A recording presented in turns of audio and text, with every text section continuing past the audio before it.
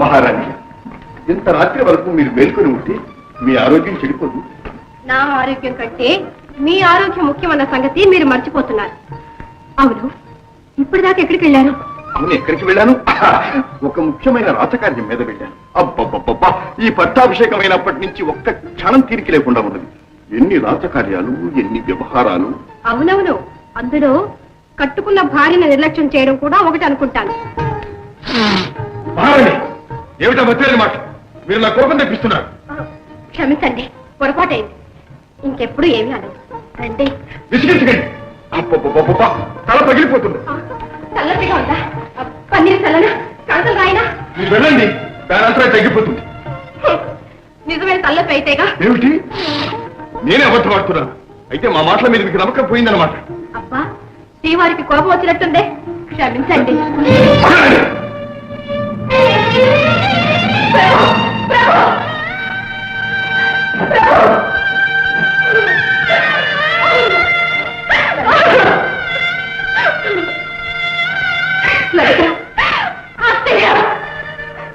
చూసారా అత్తయ్య, మీ అబ్బాయి ఎలా వెళ్ళిపోతున్నారు? ఇదంతా నా కర్మ. ఏ జన్మలో ఏ దంపతులు విడదీశాను, ఈనాడు అనుభవిస్తున్నాను. చిరంజీవికి ఇంకా చిన్నతనం అమ్మా. క్రమంగా అన్నీ సర్దుకుంటాయి. నువ్వు ఓర్పుతో ఉండాలి తల్లి. మంత్రి గారు, మంత్రి గారు, ఈ నాటకం కట్టి పెట్టండి, లేకపోతే కొంప మునుగుతుంది. ఏమైంది? ఎవరికైనా అనుమానం కలిగిందా? ఇంకా అనుమానం పట్టారేమో. ఆలస్యం అయితే గుట్టు బయటపడుతుంది. ఇప్పటికే నేను కట్టి మీద సాగు చేస్తున్నాను. రాకుమారి బాధ చూడలేకుండా ఉన్నాను. ఆ పతివ్రత నా మూలకంగా నరకేతను అనుభవిస్తుంది. మీరు నన్ను ఇక్కడ ఉంచారంటే నా కడుపు చెరువు నిజం చెప్పేయాల్సి వస్తుంది. రాజా, నా మాట వినండి మంత్రి గారు. మహారాణికి రాకుమారికి అనుమానం కలగకముందే మనం మేలుకోవాలి. ఒక వంక ప్రతాప్ కూడా నన్ను వేసుకుక్కలా కనిపెడుతూనే ఉన్నాడు. ఎందుకైనా మంచిది, యువరాజును వెంటనే ఇక్కడ జరిపించగలిగితే బ్రతికిపోతాం. నిజమే, కానీ యువరాజా వారిని కదిలించరాదంటున్నాడే వైద్యుడు. ఎప్పుడో నాకు వెళ్ళినది, లేకపోతే ప్రమాదం తప్ప. సరే, వెళ్తాను.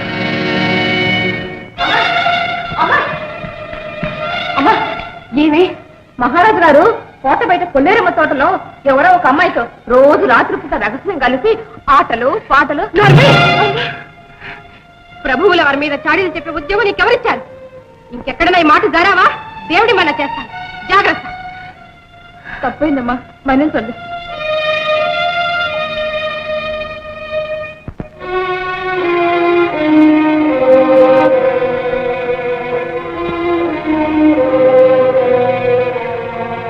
వైద్య శాస్త్రంలో ఉన్న ప్రక్రియలన్నీ చేస్తున్నారు.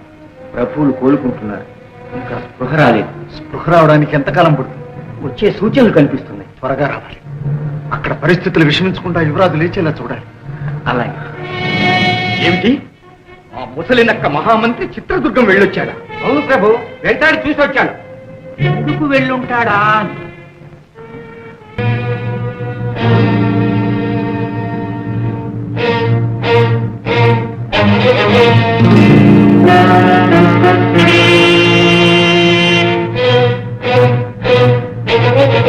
స్పృహ లేనట్టుంది.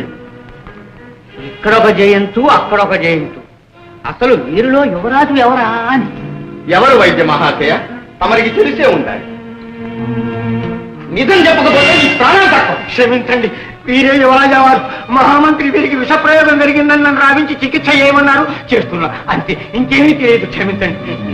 చాలా శ్రమ పడుతున్నారు.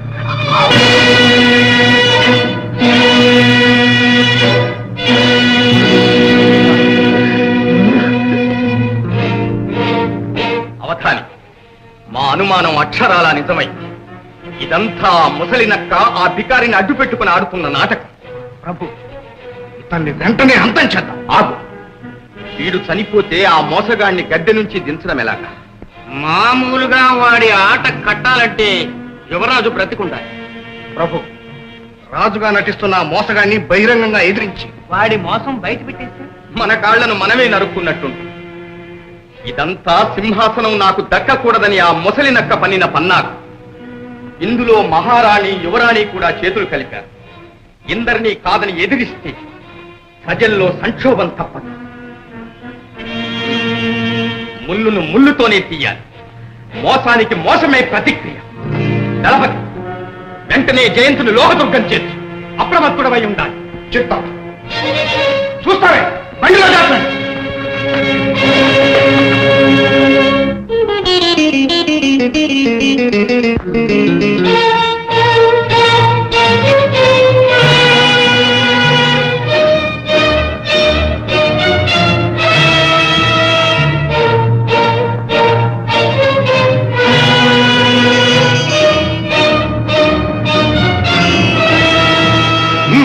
అందరూ బయలుదేరండి.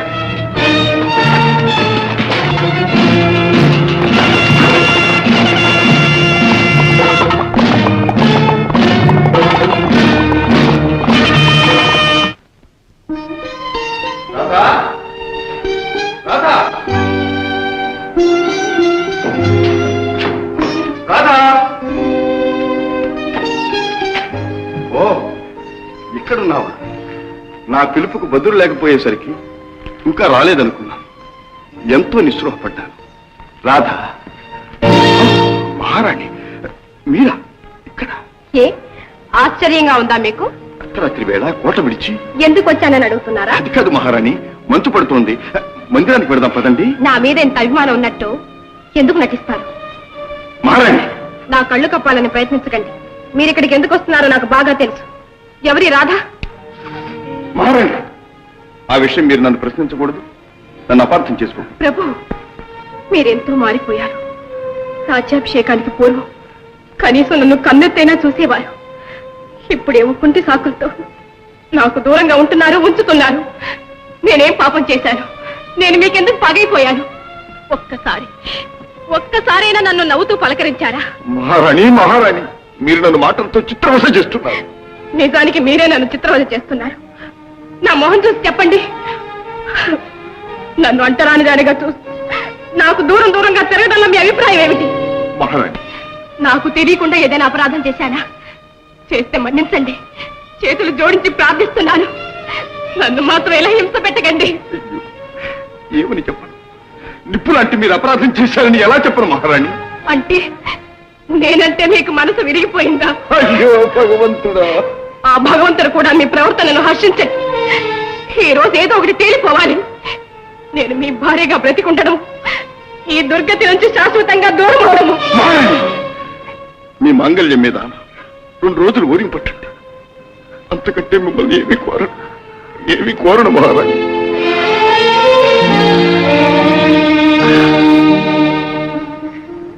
కట్టుకున్న భర్త అనురాగం కరువైన తరువాత ఆ ఆడది బ్రతికుండడమే అనవసరం. నిజమేనమ్మా, కానీ చిరంజీవి అంత కఠినాత్ముడు కాదు.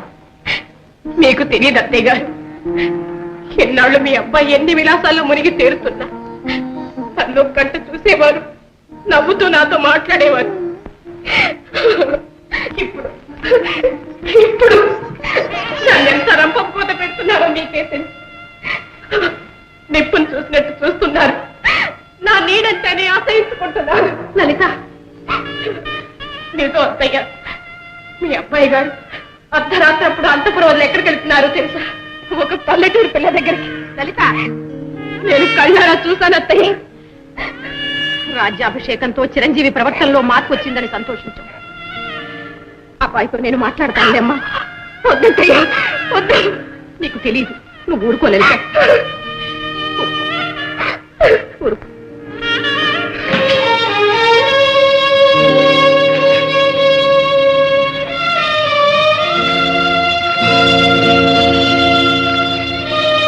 అమ్మా, మీరు ఇంకా నిద్రపోలేదా? నిద్ర ఎలా పడుతుంది నాయన? నీ వంటి ప్రయోజకుణ్ణి కన్న తల్లికి, కట్టుకున్న భార్యకి నిశ్చింతతో నిద్రించే అదృష్టం కూడానా? అమ్మ మీద అభిమానం అక్కర్లేదు. అన్యం పుణ్యం తెలియని ఆ అమాయకురాలు నీ భార్య ఏం చేసింది? ఆమెను ఎందుకు ఇలా హింసిస్తున్నావు? ఇంత రాత్రి అయింది, ఎక్కడికి వెళ్ళావు? మాట్లాడమే. ఏదో అత్యవసరమైన రాతకార్యం మీద వెళ్ళానమ్మా. నాకు తెలుసు ఆ రాతకార్యం ఏమిటో. నాయన, ఇంకా నీకు ఈ వెకిలి చేష్టలు పోలేదా? నిన్ను కట్టుకున్న భార్య నీ కోసం ఇక్కడ నిద్ర లేకుండా అలమటిస్తుంటే అక్కడెక్కడో నువ్వు ఎవరితోనో. ఏ కోపం వచ్చిందా? ఇన్నాళ్ళు నువ్వు ఎలా ప్రవర్తించినా నిన్నేమీ అనలేదు. ఈనాడు నువ్వు గండికోట ప్రభువువి. నీ మీద, నీ ప్రవర్తన మీద రాజ్య సంక్షేమం ఆధారపడి ఉంది. నీతి తప్పి ఇంత బాధ్యతారహితంగా ప్రవర్తించడానికి ఇక మీద వీలు లేదు. అమ్మా దైవ సాక్షిగా చెప్తున్నా, నేనెన్నడూ నీతి తప్పి ప్రవర్తించలేదమ్మా. నాయన, లలిత నిన్ను ప్రాణప్రదంగా ప్రేమిస్తోంది. నిన్నే నమ్ముకుని నువ్వే సర్వస్వమని కన్నవారిని వదిలి మన ఇంటికి కోడలుగా వచ్చింది. ఆ ఇల్లాలని ఎందుకు ఇలా నిరాదరణ చేస్తున్నావు? నవ్వుతూ ఆనందంగా ఉండవలసిన ఆమె లేత జీవితాన్ని ఎందుకు ఇలా నరకప్రాయం చేస్తున్నావు? ఆమెలో ఏం లోపం ఉందని, లలిత ఏం పాపం చేసిందని, ఏం తప్పు చేసిందని? అమ్మా మీ పాదాలకి చెప్తున్నానమ్మా, మీ కోడలు మహాపతివ్రత, అతి ఉత్తమురా. ఆమెస్తే నాకెంతో గౌరవం. అమ్మా మీకు తెలియదమ్మా, ఆమె గురించి నేను ఎంత బాధపడుతున్నానో మీకు తెలియదమ్మా. నాయనా, నాయనా, నీ ప్రవర్తన, నీ మాటలు నాకేమీ అర్థం కావటం లేదు. అర్థమవుతుందమ్మా, అర్థమవుతుంది. కానీ సమయం రావాలి. మిమ్మల్ని అమ్మాయిని నేనే కాదు, ఈ లోకమంతా నోరారా పిలవచ్చు, మీ పాదాలు తాకి ధరించవచ్చు. మీ యొక్క కొడుకుకే కాదమ్మా, మీ ప్రజలందరికీ మీరు మాత్రం అవుతుంది. కానీ భార్య ఎలా కాదమ్మా, కట్టుకున్న భర్త ఒక్కరికే తాను భార్య. ఆ సత్యం తెలిసి కూడా లలితను నువ్వు అంటరాని దానిలా చూస్తావా? తప్పు కాదు. రా, మీ ఇద్దరి మధ్య ఆవరించిన అగాధం ఈనాటితో కూడిపోవాలి. రా. అంత ఘోరం చేయకండి అమ్మా, అంత ఘోరం చేయకండి. ఏమిటి ఘోరమా? భార్యాభర్తలిద్దరినీ కలపటం ఘోరమా? నాయనా, నా దగ్గర ఏదో దాస్తున్నావు. చెప్పు, ఏమిటా రహస్యం? నాతో చెప్పు. అమ్మా చెప్పలేనమ్మా, చెప్పలేదు. ఆ రహస్యం చెప్పే అధికారం నాకు లేదు. అది త్వరలోనే మీకు తెలుస్తుంది, త్వరలోనే మీకు తెలుస్తుంది. మంత్రి గారు, మంత్రి గారు, ఆలస్యం చేసామా? కార్యం చేయించుకుంటుంది. ఏమైంది రాజా, ఏమైంది? తెల్లవారేసరికి యువరాజు అంతఃపురంలో ఉండి తీరాలి. అదేమిటి వారి పరిస్థితి? వారి పరిస్థితి తర్వాత ఆలోచించవచ్చు. నా పరిస్థితి అడగత్తిరలో పోకలా ఉంది. అంటే అటు మహాపతివ్రత రాణి ఆవేదన చూడలేకుండా ఉన్నాను, ఇటు రాజమాత అడిగే ప్రశ్నలకు సమాధానం చెప్పలేకుండా ఉన్నాను. ఇక నా కోసం దేశాల పాలైన నా రాత ఏమైందో తెలియక సతమతమవుతున్నాను. మంత్రి గారు, మంత్రి గారు, ఇక ఈ పోటీలపు నాటకం ఆడలేదు. మహారాజు వెంటనే తీసుకుని రావాలి. రాజా, పదండి. ఏదో ప్రమాదం జరిగింది. యువరాజు కూడా మాయమయ్యారు.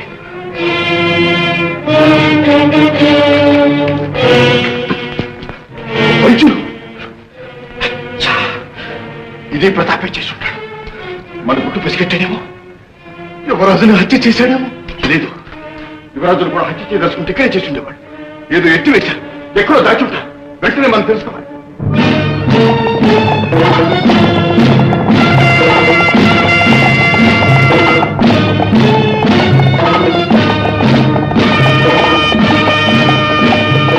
ఆగండి, గుర్రాలు అలిసినట్టున్నాయి. విశ్రాంతి తీసుకుని వెళ్దాం.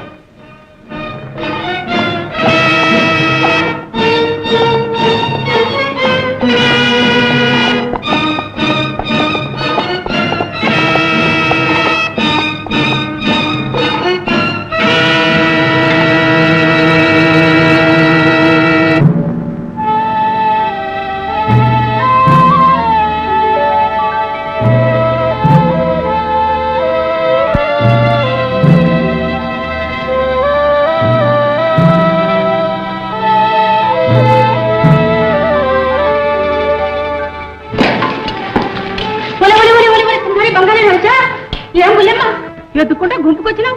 చదువు చూడాలా, ముసలు కావాలా, ఏం కావాలో చెప్పు. మళ్ళా అవన్నీ ఏ వద్దు కానీ మీరు నాకు ఒక సహాయం చేయాలి. సహాయం బుల్లమ్మ? అదిగో చూసావా, ఆ బండిలో ఒక ఆయన్ని భటులు బలవంతంగా తీసుకెళ్తున్నారు.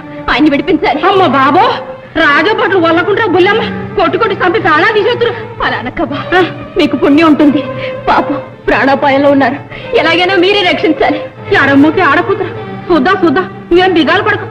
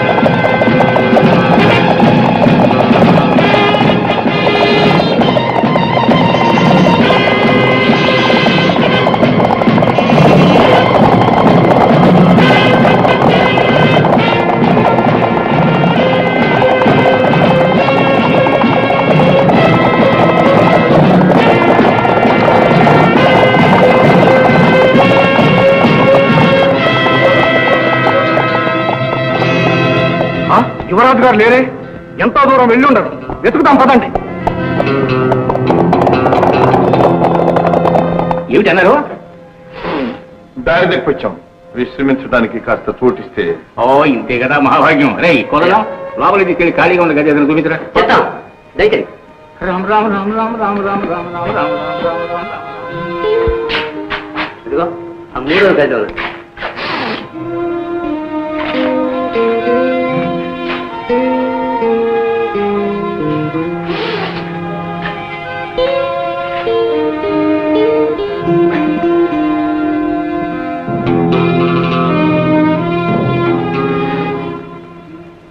నువ్వు నీ రాజా నా కోసం ఎంత కష్టపడు. మీ మేలెన్నటికీ మర్చి. అలా అనకండి మహారాజా. మీరు ఆపద నుండి బయటపడి ఆ దుర్మార్గుని ఆట కట్టించాలి. మీరు లేకపోతే మేమేమయ్యేవాళ్ళమో ఏమో. దయచేయండి గణపతి గారు. లెక్కలన్నీ సిద్ధంగా ఉన్నాయి. ఇప్పుడే పంపిద్దాం అనుకుంటున్నాను. లెక్కలు కాదయ్యా, మాకు కావాల్సిందే. 2 ఖైదీలా తప్పించుకొచ్చారు. ఇక్కడికి వచ్చారా అని. ఖైదీలా? ఇక్కడ ఎవరు రాలేదండి. ఒక ఆడదే మగాడు. ఆడది మగాడు ఉండదు. అరే ఇప్పుడు లోపలికి వెళ్ళింది ఆడది మగాడి అంటావురా? చెప్తాం. భార్య భర్తలు అనుకుంటానండి. అనుమానంగా ఉంది.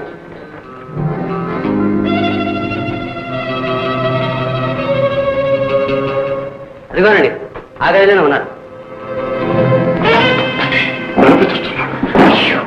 పారిపోవడానికి కూడా దారి లేదు. మరేం పర్వాలేదు.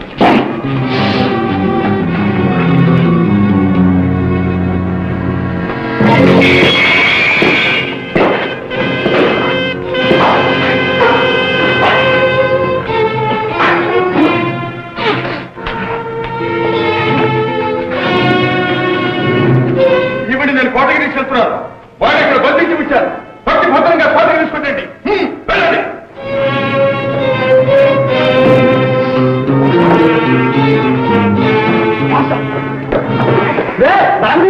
మూర్ఖులారా, ముందు కట్లు ఇప్పుడు దుస్తులివ్వండి. వాళ్ళను వెంటాడి బంధించాలి.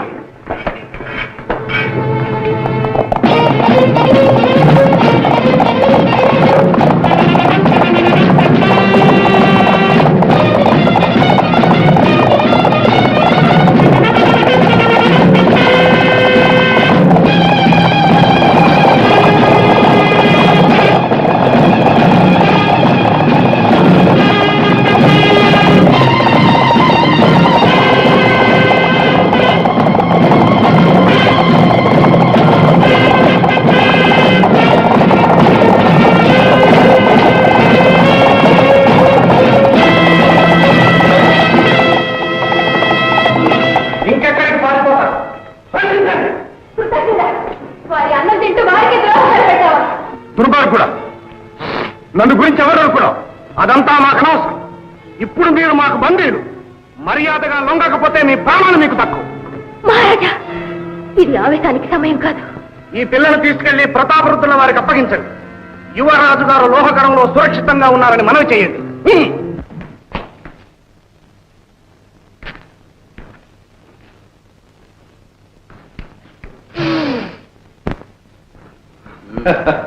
అనిలం గారు, ఏమిటలా తేరిపారు చూస్తున్నారు? ఏమీ లేదు, తమ్ములం గారి పద్ధతి అంతా తారుమారుగా ఉంది అని. తారుమారా అంటే? ఏమీ లేదు, తమ్ములం గారికి ఈ దుస్తులు, ఈ ఆభరణాలు, ఈ వ్యవహారం అంతా క్రొత్తగా, అదే వింతగా ఉంది అని. అవునవును, పట్టాభిషేకం అయినప్పటి నుంచి అంతా వింత తారుమారైంది. అన్నలం గారు, ఒక్కసారి మహారాజు కావటం అంటే మాటలా? ఏమిటి విశేషం? ఎలా దయచేశారు? ఏమీ లేదు, ఈనాడు మీకు ప్రత్యేకంగా విందు ఏర్పాటు చేశాం. ఓహో, చాలా సంతోషం. ఏదైనా విష ప్రయోగం? పరిహాసానికన్నాను. మీ మనస్సు నాకు తెలీదు. నీ నాటకం నాకు తెలుసు. నీకు తెలుసని నాకు తెలుసు. ఇదిగో, ప్రాణాల మీద ఏమాత్రమైన ఆశ ఉంటే ఎలా వచ్చావో మర్యాదగా అలా వెళ్ళి నిన్ను నేను క్షమిస్తాను. యువరాజును ఎక్కడ దాచావు చెప్పు. నీకు నేను ప్రాణదానం చేస్తాను. అది తెలుసుకోవడం నీ తరం కాదు. నన్ను ఇక్కడి నుంచి వెళ్ళగొట్టడం ఆ బ్రహ్మతరం కూడా కాదు. యువరాజు ఎక్కడున్నా సరే వెతికి తెచ్చి గండికోట సామ్రాజ్య సింహాసనం అధిష్ఠింపజేయకపోతే నేను రాజానే కాదు. ఈలోగా నీ మోసాన్ని వెల్లడి చేసి నిన్ను ఉరికంబం ఎక్కించకపోతే నా పేరు ప్రతాప్ కాదు. చెయ్యి. నా మోసంతో పాటు నీ మోసం కూడా బయటపడుతుంది. అప్పుడు నిన్ను కుక్కను కొట్టినట్టు కొట్టి బయటికి తరుముతాను.